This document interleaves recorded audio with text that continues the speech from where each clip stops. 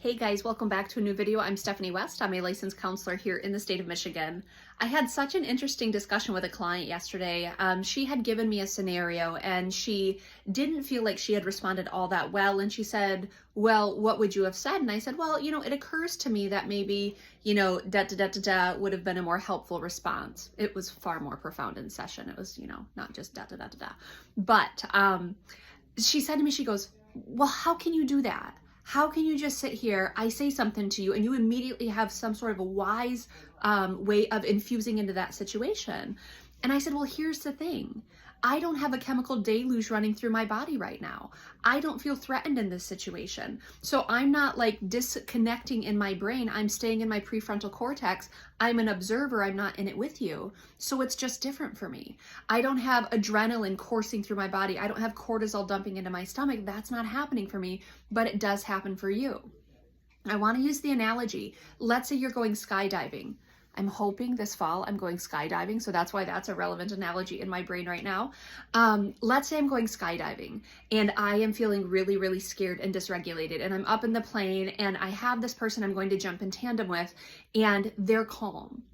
It is to my benefit as I am dysregulated that they are calm, that they have the strategies, that they know what to anticipate, that they can coax me through it.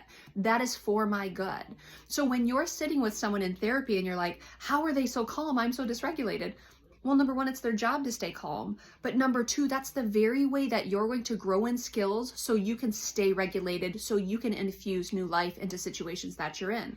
So what I mean by that is this. When my client comes to me and says, Steph, how would you have navigated that? And we talk through different scenarios, what I will then do is ask that client to practice that scenario and practice that scenario and practice that scenario, each time trying to cognitively conjure up the discomfort of that situation and then using the new skills. And what it will do is my staying regulated will help co-regulate them so that when they go into kind of their natural environment, they've already flexed that muscle at least a couple times so that when they are put into another situation that's similar, they might have tools ready at their disposal. Now, it doesn't stop the cortisol from running. It doesn't stop the adrenaline from popping off and causing discomfort.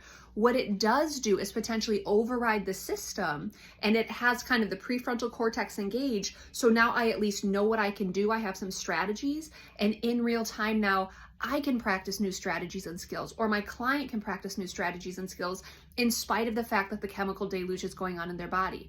But what they do is they come to therapy, they kind of share some of their anecdote, try to hear different ways of navigating that, practice, work on staying regulated in it, and then go out into the real world and practice those same behaviors and then grow in confidence in them because in spite of the chemical deluge, they have the skills built and they're able to execute not right away, not seamlessly, not without error, but over time they will flex that muscle and grow and grow and grow.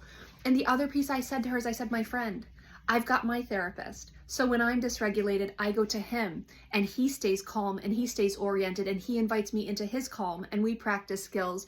And that's why I'm good at what I do. Part of it is I've developed the skills to stay in this moment with you, to not get dysregulated by it. And part of the other skill is I know when to ask for help, which is what you're doing here, which is great. So when I am dysregulated, I have my place to go and work through some new things as well. It's one of the little known things about therapy. It's not just trauma work. It's not just going into your history and trying to make sense of it. A lot of times it's practical skill building. It's trying to incorporate new strategies while wrangling the distress that's internally happening.